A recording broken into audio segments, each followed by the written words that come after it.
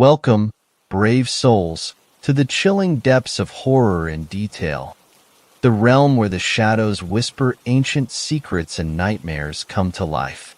I am your guide through the darkness, and on this channel, we delve into the spine-chilling world of werewolf horror stories that will send shivers down your spine. First story: the Georgia werewolf, unexplained to this day. One of the more curious paranormal incidents in Georgia is the Georgia werewolf Emily Isabella Burt. Apparently, Ms. Burt was a resident of Talbot County, a rural county in southwest Georgia between Macon and Columbus. The Burt family, a wealthy and prominent family in the Talbot County community, had several children. Of all of her children, it appears that Emily Isabella was the one with the most problems. For one, she had inherited a lot of physical traits from her father, including dark hair and bushy eyebrows. However, she was said to have had sharp, white canine teeth that made her smile quite disturbing.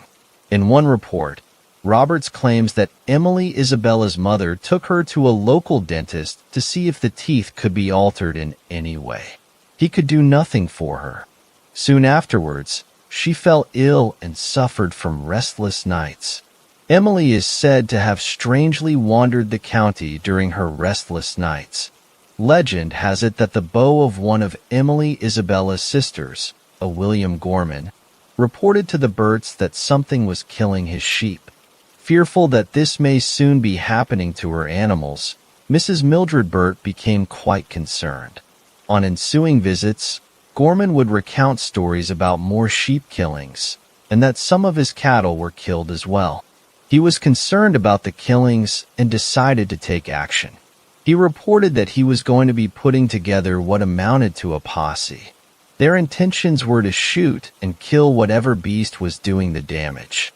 Emily Isabella was unusually interested in what was going on and what events had transgressed in the hunt for this animal.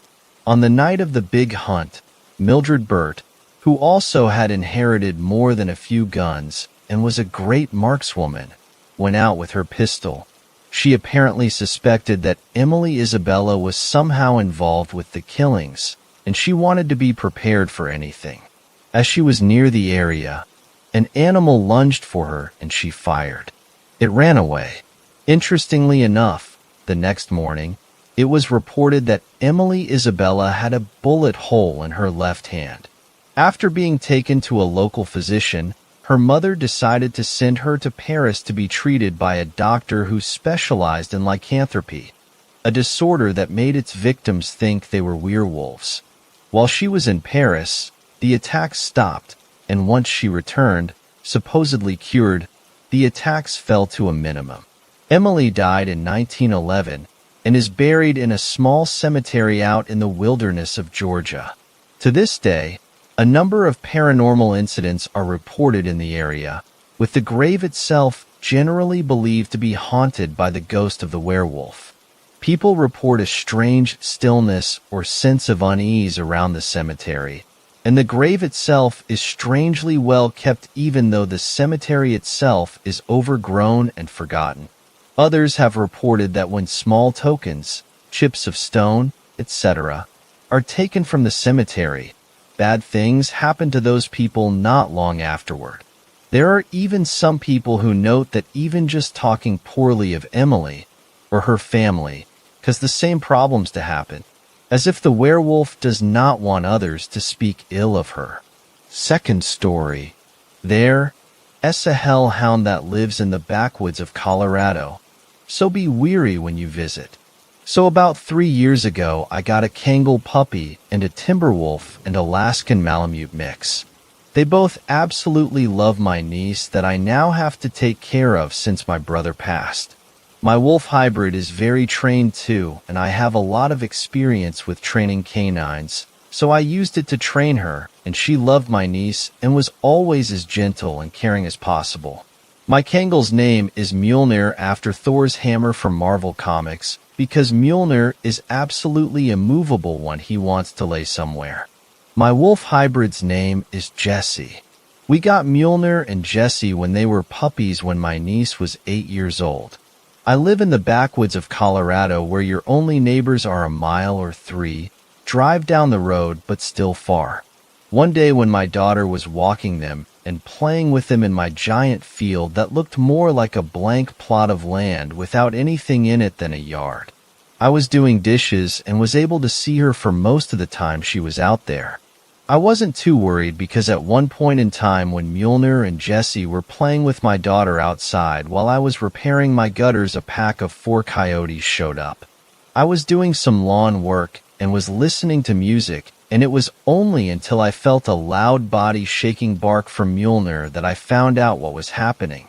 I turned around and saw my niece running towards me while Mjolnir and Jesse followed her, but followed her while being turned around, so they could have her back.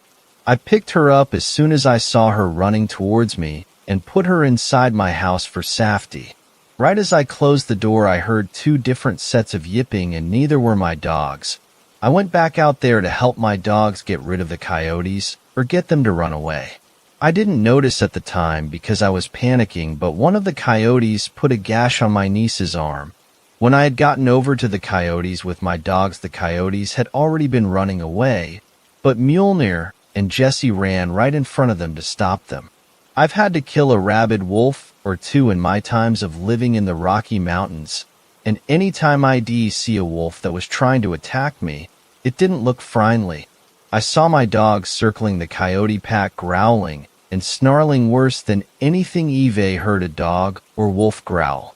Mjolnir and Jesse didn't want them to leave. They were out for blood and any and all heads associated with the coyotes gashing my niece's arm. My niece was only 10 at the time, so she was very vulnerable. The coyotes kind of huddled together, but one of them decided to bite at my wolf hybrid. Well, if you live in the country and have to deal with wolves or coyotes or both, you'd know a single wolf in peak condition could most likely kill 2 coyotes on its own, with battle scars of course. But once that coyote tried to nip at Jesse, all hell broke loose.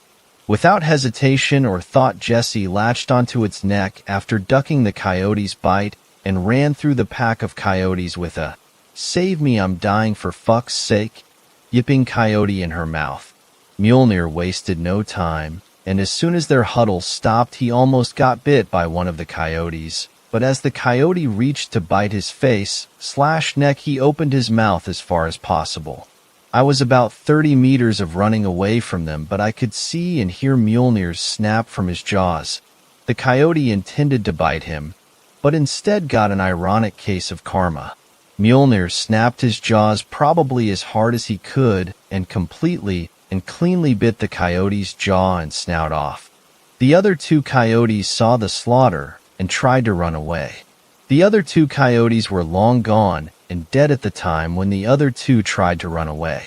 Mjolnir and Jesse saw them try to run away, and yet again, my dogs chased after them. I wasn't able to catch up with them or even shoot at them without possibly harming one of my dogs. Mjolnir was a gigantic dog. Even for a Kangol, he was probably bigger and stronger than a top of the genetics line Kangol. It shocked me that they were so violent to the coyotes, seeing as they had never even bit each other, or even nipped at my niece or me. They were very calm, caring, and sweet dogs. Attacking my niece must have set them off because they ran off into the woods near my house tailing the coyotes, and I didn't see them until an hour later. After they left, I saw some blood on my hands and knew it was my niece's. I went inside and she was pouring some of my favorite whiskey on her gash. It wasn't too big, and I was a combat medic for the US Marines and had fixed up worse. I stitched her up and asked her where she learned to use alcohol for wounds, and she said one of the most adorable responses I'd ever heard. "Remember that night you were drunk with one of your friends and he accidentally shot you with a crossbow? That's where I learned it." I couldn't help but smile and laugh in relief that she was okay, but I was still concerned about my dogs, so I grabbed my Glock and knife my brother gave me as a Christmas present because he made knives and stuff. I told my niece to stay in my house while I go look for my dogs. She agreed and stayed in the house. I ran out to the woods and started calling their names, and once I hit the pupil of the woods, I felt a very cold, chilling breeze and I knew something wasn't right. I felt like I had no choice but to turn around and go back. When walking back to my house, I saw a blackish shadow that looked like a big black necrotic wolf following me. I didn't want to leave my dogs in the woods, but I didn't want to die looking for them. There was an urgent care about 1.5 miles away from me, and took my niece there to get a rabies shot from the gash from the coyotes. She got it, and the doctor said I did a good job stitching her up and that she needs to have some rest for the next couple of days to let her wound heal. We got back and I saw a pretty shocking sight. I saw Jesse and Mjolnir standing over 4 more dead coyotes, as if they intentionally went out to hunt for any and all coyotes they could find. There were about 6 dead coyotes in my yard at that point. Both of them were absolutely drenched in blood. The whites of their fur were turned into a dark red and a light brown from the coyotes. Yet neither had a single wound more than a small scratch that wasn't even from the coyotes. Looked more like they got caught on a sharp branch while running. My niece ran up to them happy and excited, then got sad when she saw the dead coyotes, but her sadness was overshadowed by her relief to see my dogs. My dogs looked very worn out and tired. Yet they walked up to her in relief too to see she was safe. Jesse laid down at her feet, and Mjolnir just sat there with his head down out of exhaustion, while my niece petted both of them. What was the point of that story? Well, mostly for the part where I saw a huge necrotic wolf out of the corner of my eyes in the woods while looking for my dogs. It was very bright outside, especially since it was 4 p.m., so I couldn't see its eyes or even look at it directly, or else it'd disappear.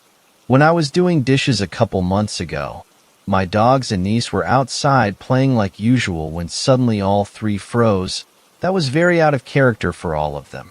I felt something was wrong. The same chilling cold breeze when I was in the woods looking for my dogs. I started to hear growling from my dogs and heavy stressed breathing from my niece. I grabbed my Glock and knife and went out there as fast as possible. I saw a wolf that was as bigger than a grizzly, a bear, but it was missing whole chunks of fur missing. The fur that was there was matted, and the skin that showed looked black and necrotic. Its eyes were bright orange/red. It stood there calmly, no signs of aggression from it, but I could feel its evil intentions.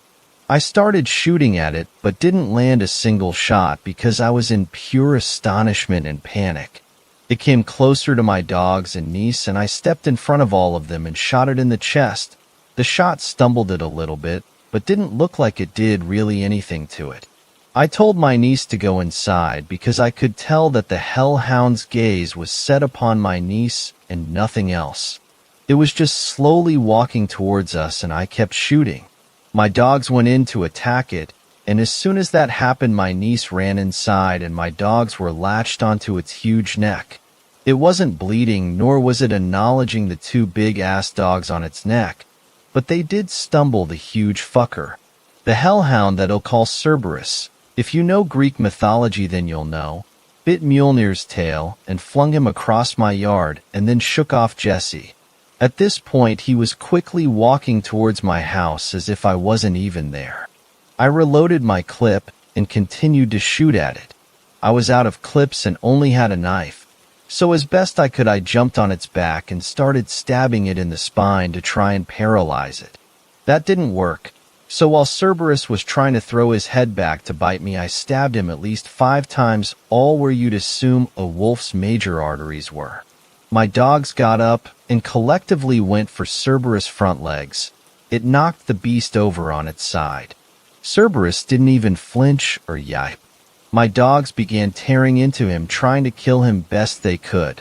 I saw the same ferocity from my dogs when those coyotes attacked. I stood up while my niece was screaming from inside my house, but was more focused on the huge demon beast trying to kill us. I stomped on its rib cage a couple of times and stabbed it even more. It just stood up and shook me and my dogs off.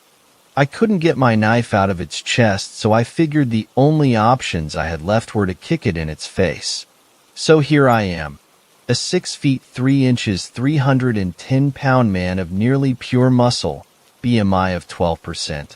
About to roundhouse kick a whole fucking hellhound right in its shit, and this thing was a lot bigger and a lot heavier than a grizzly bear.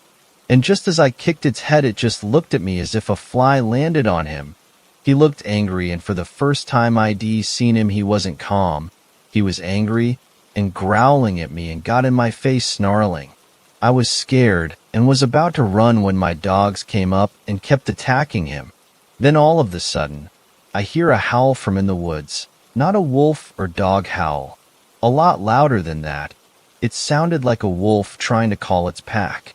Cerberus, Mjolnir, and Jesse stood still and froze. My dogs looked relieved and excited, but Cerberus did not. Cerberus got very submissive and defensive and started to slowly walk away while my dogs kept growling and barking at him. I would have thought that the howl was from one of Cerberus' pack, but the way he was acting said otherwise. I saw something moving in the trees around my house, and Cerberus was growing more and more fearful of what was coming. Cerberus watched the moving branches and treed as I did and started growling towards them, no longer concerned with me, my niece, or my dogs. He tried to sprint away, but to no avail. I saw 3 pure white beings that I swear to God are werewolves come out bolting towards Cerberus. They surrounded him with one at each corner he could try and escape through. These white werewolf things were about the same size as Cerberus, and the biggest one towered over Cerberus even while crouching. They didn't seem as tough as Cerberus, though. They were still a hell of a lot stronger than a hollow point from a Glock, surprisingly. They had long, wickedly sharp claws. They were relentlessly attacking Cerberus with claw slashes and bites, and even at one point the big one got a teep kick right to Cerberus' face. Cerberus may have been tougher than all 3 of them, but definitely wasn't stronger than them. A repeated combo of claw slashes, bites, and other crazy shit those werewolves did, and eventually got Cerberus to run away limping. My dog somehow jumped into the fight against Cerberus. Meanwhile, I was trying to figure out when the fuck I was transported to the supernatural universe. My dogs and the werewolves kept growling and barking at Cerberus until they were sure he was gone. I had gotten back inside after, because there's no way in hell I'm gonna be in the same area as 3 gigantic werewolves. I was starstruck that my dogs didn't have a problem with those werewolves around them. Once Cerberus was gone, my dogs ran up to my door howling for me to come out. And despite of what everything I knew told me, I went out there. The werewolves were walking upright towards my house, and so I grabbed a shotgun and pointed it at them. Mjolnir put his paw up on the gun and tried to lower it. The werewolves weren't concerned about me or my niece. They were concerned about my dogs. The biggest one, that I assume is their alpha, got on all 4s and walked up to my dogs and then stood upright. He raised his hand to my dogs and petted them, and then knelt down and shook his head at me like he was non-verbally saying yes, while he had a 12-gauge Mossberg pointed at his head. My dogs were excitedly licking the werewolf as if they'd seen an old playmate or friend after not seeing them for years. The other 2 werewolves laid behind the alpha as if they were sleeping. I was flabbergasted, in all honesty, and didn't know what the hell to do. Before leaving the front of my house, the alpha handed me an odd necklace that looked like a master craftsman made it. It was a wolf's tooth, but a lot bigger. The tooth was in a metal casing of sorts with a string that looked and felt like silk. You could clearly see the bright white wolf's tooth, and the metal surrounding it was covered in Norse, Celtic, and other weird runes and symbols. After handing me the necklace, while I was still shaking, he pointed at my niece, who was looking in amazement through my window, and then pointed at his chest, presumably telling me she should wear it from now on. The 3 werewolves, now covered in black blood, all went to the center of my yard and howled. My dogs decided to join them, and once the howling was over, I heard howls from 3 different places, with more than 4 howls coming from each. It was an odd sense of relief that made me feel safe in a weird way. ID always loved dogs and wolves in general. I even beat this guy's ass because he kicked a woman's dog she was walking down the street. In other words, I don't take animal cruelty very well. I still get shivers when I go into the woods to hunt because Cerberus might still be out there. But I felt an odd sense of comfort whenever I see a giant bipedal wolf in the woods.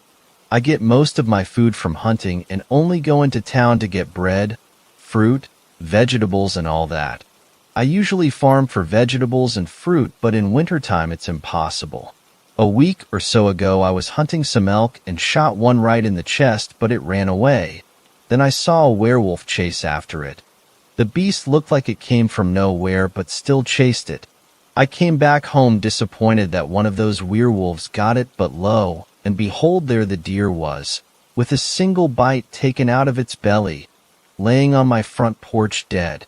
I don't know why these werewolf things are concerned about me, or my niece, or my dogs, but they are. And as long as they protect me and my family from that hellhound, I'm okay with it. My dogs don't seem to mind them either. I translated some of the runes and symbols on the necklace, and the ones I translated were things like protection, knowing, health, and the last one I translated was she-wolf. I talked to one of my friends who did nothing but study cryptids and monsters and brought everything to him that I had about it. He explained to me that in some religions and beliefs that werewolves were awful sinners that God cursed to either protect man, kill sinners, or hunt demons/hellhounds/other things, but mostly to protect good people. He told me that Cerberus must be a hellhound or a demon wolf with everlasting hunger and was nearly impossible to kill. Until I can move out of this foresty plot of land behind Cheyenne Mountain, I'm gonna need to be weary about Cerberus. He said the runes I translated means that the werewolves, as long as my niece had the necklace on, they know if she was in danger, in bad health, and will protect her, and that they consider her one of their own. I asked why they'd consider her their own, and he said that some werewolves and cryptids are very kind and loving, and even sometimes downright aggressive to protect a child of another species, especially human children. I asked him what that had to do with them considering her their own, and he said that my niece and the werewolves must have had many pleasant previous encounters. I went home and asked her about it because she never mentioned anything like that. Apparently she thought werewolves were a normal, everyday thing in the woods. Apparently one day when walking around the woods of my house, while I was doing housework, she met a werewolf and thought it was cute. I asked her why she'd try and be friends with one, and she said that they're very calm and melancholy to her. And when she first met one, she said it acted like a happy puppy to her. She even said that sometimes they'd let her ride on their back to go running through the woods. I was more shocked she didn't tell me this heap of shit before rather than the fact that I now know werewolves exist. So now my niece is considered a she-wolf to the werewolves around my house. There's a hellhound dead set on killing my niece, and there's werewolves dead set on not letting that happen. It's been a crazy couple of years since my brother died and having to take care of my niece, not to mention the crazy shit in these woods. I figured since there's no other place to tell this story without being called crazy that I'd put it on here because I can get some advice on what to do. I don't mind the werewolves here, but I fear one day they'll harm my niece or me. One good piece of news is that my dogs have been acting a lot better since Cerberus attacked. All I know is that to avoid further chaos, I need to leave this place for good. My niece has even been doing better in school since she got the necklace the werewolf gave to her. Any and all advice is welcomed and needed. Third story. I think I saw a dogman/werewolf in rural France. I would like to say first that I've always believed in paranormal things, even though it was the first time I witnessed something supernatural. Also, English isn't my first language, so I apologize for the errors I may make. So I, 18M, live in northwestern France, Normandy, and it's not a place with endless forests. It's flat and boring. Since I was a kid, I would stay for 2 weeks during the spring holidays at my grandparents' house in the Jura region in eastern France. The Jura region is a hilly place with a lot of forests and amazing wildlife, so it's the opposite of where I'm from. During my time here, I usually go deep into the woods to pick mushrooms and berries, and I never saw something weird. The animals you always see there are deer, foxes, badgers, wild boars, squirrels, rabbits, and very recently wolves have been back in this area of France. If I remember correctly, it was the 2nd of May, 2022, and as I said, I was in the forest near the village of Giron to pick berries. I was alone, there was no one around, but it was not something strange because it's a very sparsely populated part of France. The thing that felt strange was the fact that I did not see any animals. No deer, no wild boars, no foxes. It was silent. Not gonna lie, I was starting to get scared because the silence was making me uncomfortable, but I decided to keep picking berries because my mom wanted to make some pies and I love her pies. I was walking in the woods and I could see a clairiere. I think the word in English is clearing, but I'm not sure. And I was thinking about taking a break in this place because I've been walking for almost 1 hour. It was until I saw that very big and dark mass that was bipedal, and it was standing in the clearing. I stopped walking and I was staring at that thing behind the trees for like 20 seconds before running back to the village. It was very tall and hairy, probably 210 centimeters or 7 feet 0 inches for Americans. It looked like a bipedal wolf, or like a half-dog, half-human. I don't know if that thing saw me, but I did not put a foot in this forest since then. When I was back at my grandparents' house, I gave my mom the berries I picked, and I stayed in my room for the rest of the day. I made a lot of research about the wildlife in the Jura region to see if I saw some kind of rare animal, but no. What I saw was not an animal. While making the research, I stumbled across a story from the 16th century. It's the story of a werewolf that was killing children in the village of Amange in the Jura. Even though Amange is pretty far from Giron, it's still in the Jura area, so there is a possible connection. I was freaked out by this discovery, but I wanted to know more about werewolf stories in this part of France, so I watched a 2-hour-long video about 2 women who were talking about what they saw in the Jura. When I looked at the drawing that one of the women in the video did, my heart stopped because it looked exactly like what I saw. I know that werewolves are part of the Jura folklore. There is even a celebration that takes place the last weekend of June to celebrate the story of the werewolf of Amange. Since this experience, I haven't been able to sleep well at my grandparents' house because I felt like I was being watched. The view from my window is nothing but a big forest, so it's not reassuring. I'm back in Normandy since May 9th, but I'm thinking about it every day, and now I want to go back. I didn't tell anyone about this sighting yet because I don't want to sound crazy, and I don't have any pictures to prove that I'm not lying. What do you guys think? Am I crazy? Pictures of the area that I took during my vacations. 4th story. A visit in my dreams from a werewolf. Hear me out. I know the title sounds ridiculous. I'm Native American, and this is something that I've been digging through in my spare time over the past couple of weeks. So a couple of weeks ago, over the span of a few days, I was having really vivid fever-type dreams.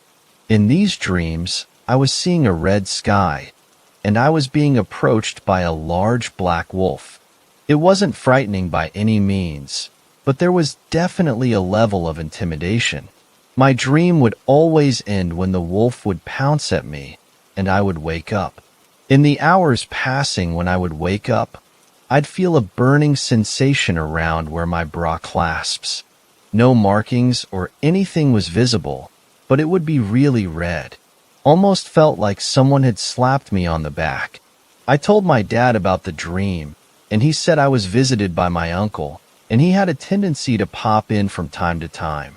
I had never met him, as my father's side of the family is spread apart, and not everyone is on the best of terms.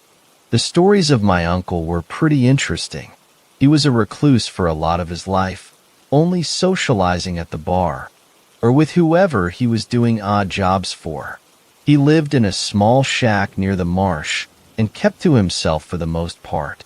But according to my dad, he was very protective of the kids in our tribe and in our family. As one story goes, he would spend some of his nights running through the marsh and would show up around sunrise without his clothes. Another story goes that one of my older cousins had run from his house screaming, claiming that he looked horrifying. A bartender from their younger days also relayed stories about him running away from her when the moon came out, claiming that he didn't want to hurt her, or to have her see him in whatever state that he was in. I had never met him. He died shortly before I was born 23 years ago. The story is intriguing though, and werewolf lore aside, I do believe that he visited me in a dream. Hard to believe, I know, so feel free to be skeptical. Still, I'm more intrigued in digging into the family history a little more. Fifth story. Something possessed me when I was 7 years old. It made me do unspeakable things. It's a scary thing, being apart from yourself, being a tool. Have you ever been possessed? I'm guessing not. Most haven't, and they can thank their lucky stars for that. I have, though. I've felt the suffocating grip of something closing around my mind, squeezing it until every last ounce of me was gone. I felt the horror of knowing I'm not alone, the horror of knowing I might never be alone again. 3 days after I turned 7, my life crumbled into pieces. It became unrecognizable. That night, my foster parents locked me in the attic and jeered that there were monsters coming to eat me. Werewolves, more specifically. We'll let you out in an hour, they laughed. If there's anything left to let out. It wasn't real, of course, the werewolves. The whole thing was just meant to scare me into obeying their strict rules. I was young, though, naive. I'd confided in them about my deepest fear, of men that turned into beasts, born from an old Goosebumps novel I'd checked out of the library. They'd use it against me. Psychological warfare. Betrayal cuts deep, but the betrayal of a parent? Of the person who's supposed to protect you when the whole world turns their back on you? That cuts deeper than skin. Those scars don't fade. I spent my first minutes in the attic screaming and crying, beating my fist against the door, but they threatened me with 6 hours in the corner, standing on my tippy toes if I opened the hatch. I knew what that meant. You deserve this, they told me, from the other side of the hatch. You know damn well you're supposed to keep your eyes closed during Sunday prayer. A pause. A deep breath. You embarrassed us, not only in front of the church, but in front of Father Andrews too. Shame on you. It was true. At least, it was true that I'd opened my eyes. I was a distractible child, later diagnosed with attention deficit disorder. What was I supposed to do? That didn't matter to them, though. In their eyes, not only was I disrespecting the law of the house, I was disrespecting the law of the Lord. That made punishing me easy. It made it an act of God. Do I really have to stay up here a whole hour? I whimpered, gazing warily across the sea of darkness. The light in the attic hadn't worked for years. That depends, my foster mom replied. If the werewolves get you first, you might only be in there for 10 or 20 minutes. Who knows? You might get lucky. The two of them left down the hallway, chuckling to themselves. I toyed with the idea of opening the hatch and slipping out of there, but I knew the consequences wouldn't be worth it. Not only would I spend 3 hours in the corner on my tippy toes, but if they noticed I was resting my feet, they'd put the wooden board and nails underneath my heels again. I'd been there before. So instead, I took a deep breath, steeling myself against the nightmare of the attic, against the threat of werewolves lurking in the shadows. I took a deep breath, and I threatened them. I'm not afraid of you. I called out. I'm a monster too, you know. It was a lie, but a comforting one. The only thing I knew capable of harming a werewolf was a silver bullet, and I had precisely none of those. So the next best thing seemed convincing them I was too tough a target to hunt. After all, running wasn't an option. I began my punishment waiting near the hatch, panicked and full of adrenaline. I waited for a howl or growl to meet my ears, for the sounds of my doom to come out and greet me, but they never did. After I'd made it 10 minutes without being eaten, I decided to get riskier. I decided I'd venture beyond safety of the hatch and try to improve my situation. The light switch was far beyond my ability to repair, but finding a flashlight was still a possibility. There was enough junk in the attic to fill a small museum, so it stood to reason that there might be a light hiding in one of its many teetering boxes. I closed my eyes. I took a breath. I mentally prepared myself for the hardest voyage I'd taken thus far in my short life. I stepped forward, into the dark. My footsteps groaned as I crept through the attic. I stumbled around blindly, holding my arms out and praying I didn't encounter anything with fur. A few steps into the journey, I bumped into an old table that, from the feel of it, was draped in cloth. My hands felt across its surface, desperately hoping to find a flashlight, but instead finding a nightmare. 8 tiny legs dashed across my skin, skittering up my hand and toward my arm. I yelped, falling backward and shaking the spider loose like a sticky grenade. Then I slapped my hand 5 or 6 times, just to be sure. "You're kidding me, Frank." A voice boomed from beneath me. "Keep that up and you won't just be out of job, you'll be out of a wife." I listened as the laugh track to my parents' favorite sitcom kicked in downstairs. My foster mom, Sharon, shrieked in amusement, while my foster dad, Joey, grunted. I wasn't allowed to watch TV, but I often wondered if the show was as funny as my mama made it seem. "It's not," a voice replied. "What? You deaf?" I said it's not. I jumped, stumbling backwards into a mess of cobwebbed boxes. "Who's there?" I asked, panic seeping into my words. "I'll do nothing," the voice sneered, suddenly beside my ear. I hollered and scrambled away from it, my head colliding against the sloping roof on the far side of the attic. Pain exploded across my skull. I groaned. My vision swam. "Hello?" I said, gazing in mounting dread toward the source of the voice. In the dark, I couldn't see a thing. "I'm a werewolf, you know," I said, my voice shaking with counterfeit authority. "It's a full moon tonight, so I'd watch out if I were you." "No, it ain't. And no, you ain't." Something thumped beside me, and my heart skipped a beat. Another thump. Thump, thump, thump. The floor beneath me trembled, reverberated. The attic hatch, I realized. Somebody was knocking on it. "You better not be breaking anything up there," my papa shouted from the other side of the hatch. "If I hear any more banging around, it won't be the werewolves you need to be afraid of. I'll beat your ass myself." I swallowed, pressing myself into the far corner of the attic, making myself small. "There's somebody up here," I called back. "I need you." "You're not only disrespectful," came the reply, "but a liar now too?" He whistled, and I could almost see him shaking his head in mock disbelief. "That sounds like you've just earned another 20 minutes up there." "No."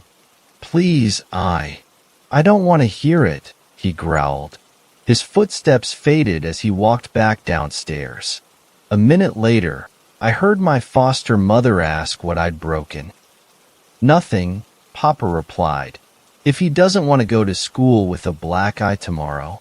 "You're not safe here," the voice said, this time a few feet in front of me.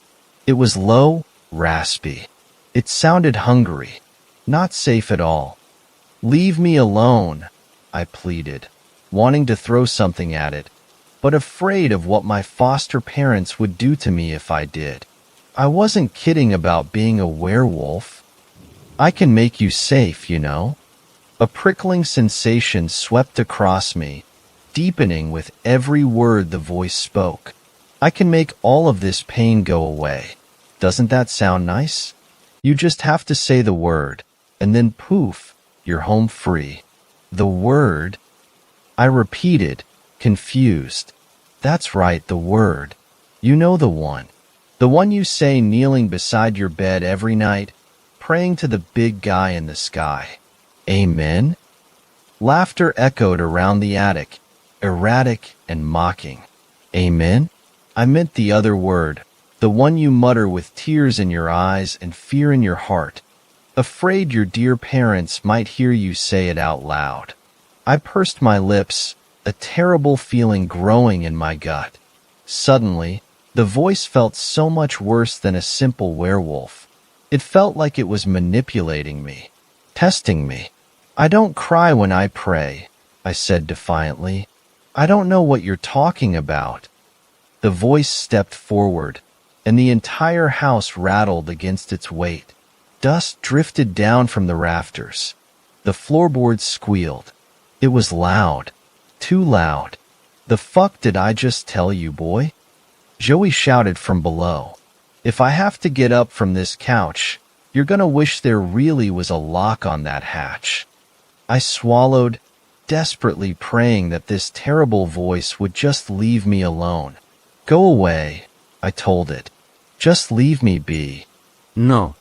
It took another step forward, and another shock wave rippled through the house. The frame trembled with a low rumble. I'm not going anywhere. You're stuck with me. He's gonna be mad, I whimpered, pressing my hands to my ears and shaking my head. Stop making so much noise. He'll hurt me. A sound met my ears, dull and low, like a cardboard box sliding off of another cardboard box. My heart froze. Don't. A symphony of glass shattered my pleas. A second later, another box tipped. Something tumbled out of it, obnoxious and heavy, rolling across the floor like a bowling ball. I'm going to make you believe, the voice laughed. No matter what it takes. No. Beneath me, the TV went silent. Muffled voices rose from the living room, and the sound of snapping leather met my ears. Nothing in him that my belt won't fix. Why are you doing this? I hissed into the darkness. Why are you making them hurt me? Tears welled in my eyes as I prepared myself for the discipline that was coming my way. For the pain. Footsteps thundered up the stairs. No. I called down, desperate and afraid. I didn't break anything. It wasn't me. Panic stole my senses. This wasn't fair. I didn't deserve to be punished. I was good this time. I made sure of it. Say the word, boyo, the voice said, jovially. Say the word or you'll beg for it later, beaten and bruised. I shook my head, tears staining my cheeks. No. No. I know what you are, monster. Go away. I'm a good kid and I pray every night. A fist pounded against the underside of the attic hatch. The handle rattled, like somebody was tugging on it, trying to open it, but it wouldn't give way. Get your hands off the hatch, my foster dad roared, or you'll regret it for the rest of your life. Say the word, the voice hissed. Do it now, before he gets you. I clamped my hands to my ears, shaking my head wildly. No. Just leave me alone. Go away. My foster mom's voice joined the chaos beneath us. What's he done now, Joey? She asked. Locked himself up there? Well, he can just stay up there for the rest of the night then, trapped with the werewolves. No, he damn well can't, Sharon. He shouted. I've got valuable things in those boxes, and the little shit stain's destroying them. My foster dad grunted, and the attic hatch squealed as he pulled against it with his entire weight. Running out of time, the voice said, closer to me now. Tick-tock. Say the word, or you'll pay for this in blood. Who knows when he'll stop beating you? Hopefully before you drop dead. I screamed, collapsing onto the floor and bawling, clutching my hands over my ears. Stop it! I shrieked. Stop it! There wasn't any escape. Threats surrounded me. My foster parents below. The voice in the attic with me. One wanted to physically hurt me. The other wanted to turn me from God. To make me admit I didn't have the faith I claimed to have. I just wanted them both to go away. Forever. I just wanted to go to my room and play with my action figures and read my storybooks. I just wanted to be a normal kid again, with a normal family. A creak sounded, followed by a snap of wood. Light flooded the attic, and I gazed in horror toward the newly open hatch. He had managed to pull the steps free. Little. Fucking. Shit. My papa snarled. I'm gonna teach you a lesson. Lord knows that he deserves it. My mama chimed in. She sounded eager. Earnest. He's been disobedient since he got here last July. You need to quit going easy on him. No. I howled, staring toward the hatch. Papa Joey's face appeared above the floor line, stomping up the steps, eyes bulging. He looked wild with rage. In his raised hand, he held a belt, its large metal buckle gleaming in the downstairs light. Little fucker, he growled. You'll wish you were still living with that drug addict mother of yours. I scrambled back into the far corner of the attic, my heart pounding out of my chest. Cobwebs tickled my skin, but I didn't care. How could I? I had bigger problems. This time, Joey said, stepping toward me and raising the belt, I'm not gonna stop until you bleed. I recoiled, raising my hands defensively as tears gushed from my eyes. A word fell out of my lips, a single, piercing word that I shrieked with everything I had, even though I knew it wouldn't change a thing, because it never had. Help! I screamed. That's more like it, the voice said, dripping with sudden violence. Took you long enough. I woke up in a large, white bed. A man in a robe stared down at me with cold, calculated eyes. He looked angry. He also looked familiar. Look who's up, Father Andrews said dryly. It only took you 4 days. I blinked, bleary-eyed and unsure of what was going on. 4 days. I said groggily, Father, where am I? You're in the hospital, Alex. He nodded to the other beds in the room.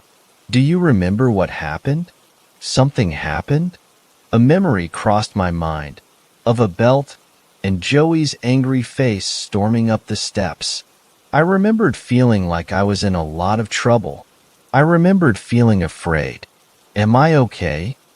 I asked. That depends, Andrews said with a frown. Do you feel okay? I feel tired, and my head's a bit sore. His eyes bored into me. Do you feel like yourself? I squinted, my mind beginning to catch up to the situation. Memories lurched out of the dark spots of my mind. Memories of a voice, of a malevolent presence, tempting me to admit I'd been crying during my prayers. Now I was here, in the hospital next to a priest. What happened? I asked, more urgently. Even at 7, I could paint a decent picture of what was going on. The doctors have been in, Andrews explained. You'll be happy to know that you're fine, physically, and they'll be happy to know you've woken from your coma. Coma? I had no idea what a coma was, but I didn't have time to find out. I had other questions I needed answered. Where's Mama Sharon and Papa Joey? I asked. Are they mad at me? A sinking feeling formed in my gut. After the voice had destroyed so much of the attic, my foster parents were bound to be furious with me. I'd probably get a second helping of discipline when I got home. Joey and Sharon are dead, he said.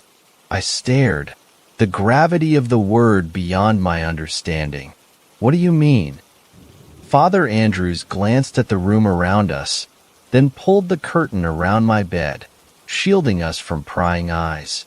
You killed them, Alex, he whispered. You burned away every ounce of blood in their bodies and seared crucifixes into their foreheads. When the police showed up, you were comatose. Sharon and Joey were husks. What? I swallowed. No. Horror wrapped itself around me. Realization swirled in my head. I remembered the attic, the voice tempting me to break my vows to God. It had asked me to say a word, to give myself up to its evil. My voice cracked as my body shuddered with tears, my world beginning to crash around me. I loved them, I said, sobbing. I wouldn't do that. I loved them. I promise. That may be, Andrews said, reaching into his jacket and pulling out a vial of clear liquid, but they only played at loving you. He unstoppered the vial and doused me in its contents. I recoiled. Stop that. It's holy water, he explained. He gave the vial a gentle shake in front of me, showcasing the small amount of liquid left inside. I've poured most of this vial onto you over the past 3 days, but it's never had any effect. Do you know why that is? Holy water. I racked my mind. I'd heard of that in Sunday school. It was meant to protect against demons and other terrible things. Understanding dawned on me. I gazed up at the Father, horrified, shaking my head as though if I just denied it hard enough, then I could make it all go away. I knew better, though. So did he. The way Andrews looked down on me told me he already had a good grasp of the situation. He knew, and now he was challenging me to lie about it, to prove that I was still possessed. I talked to a demon in the attic, I blurted out, guilt twisting inside of me. My lip curled and tears poured out of my eyes. I'm sorry. I'm sorry. I gave myself up to it. I'm so sorry. I didn't mean to say the word. I didn't know. He grabbed me by my shoulders, his eyes urgent. The word? You said a word? I nodded, wiping my runny nose on my sleeve. It wanted me to say it. What word, Alex? I don't think I should say. Andrews leaned closer to me, his mouth to my ear. Even though his voice was quieter, it felt more menacing, more serious. What was the damn word, Alex? Say it now. I shuddered. I'd never heard Andrews curse before. If I say the word, I stuttered, the demon might come back and... The Father snarled, gripping me by the front of my hospital gown. Say the bloody word. He tore the crucifix from his necklace and pressed it against my forehead. Enough excuses. Help, I whimpered. I'll help you once I'm sure. No, I said. That was the word. I asked for help. Help. He stared at me blankly, as though processing something. You asked for help? I nodded, shaken. He heaved a sigh, releasing me from his grip and pocketing his crucifix. Oh, Jesus, he muttered. He ran a hand through his hair, then back over his face. He smiled at me. Thank God. I blinked. For what? You really were possessed, Alex, Andrews said, resting a hand on my arm. He took a deep breath, and when he spoke again his voice was softer, consoling. Some force took control of your body in that house. It used you to commit unspeakable acts of violence against your parents. Through you, it killed them. My heart fell. There was no running from the truth now. My body quaked with the fresh onset of tears, and my reply came between ugly, choking sobs. Am I bad now, Father? I asked. Will I always be possessed by that demon? Demon? Andrew said, taken aback. He gazed at me for a moment before shaking his head and pulling me into a tight hug. Heavens no. You weren't possessed by a demon, Alex. You were possessed by an angel. Thanks a lot for watching the video till the end. Subscribe to our channel Horror in Detail. Drop your opinions/suggestions in the comments section, and like the video as it helps with the YouTube algorithm.